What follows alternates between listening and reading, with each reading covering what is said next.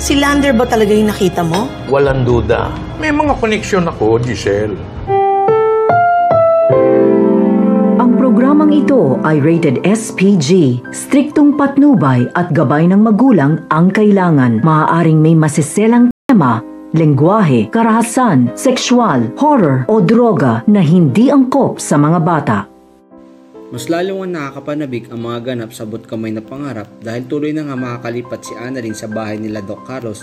Sa halip na i-welcome siya ng doktor ay parang medyo galit pa ito sa kanya dahil madadamay nga kasi si Annalyn sa pagkagalit ni Doc Carlos kay Lynette. Matapos nga itong sabihin at banggitin ang pangalan ni Robert sa kalagitnaan pa naman ng kanilang honeymoon. Kaya naman maglalabas ng sama ng loob itong si Annalyn kay Regan na dumalaw nga sa kanya nang malaman nitong nakalipat na si Annalyn sa bahay nila Doc Carlos.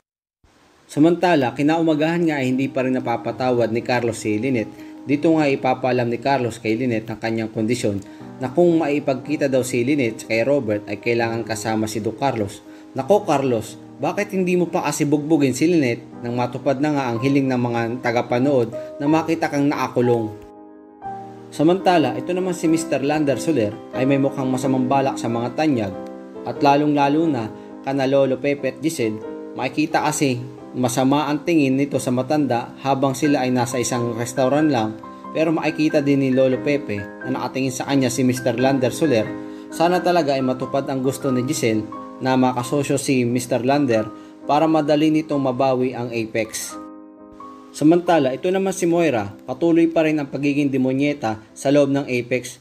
Mantakin mo ba naman paglinisin ng kanyang kotse ang kanyang mga doktor na nakita niyang may pinapanood ng mga video na kadahilan ng hindi related sa kanilang trabaho ang kanilang pinapanood. Kaya naman, pinatawan niya ito ng sanksyon at ito nga ang paglilinis ng kanyang kotse na ikaagalit naman ito ni Dr. Meneses dahil nga mga doktor daw ang kanyang mga inutusan.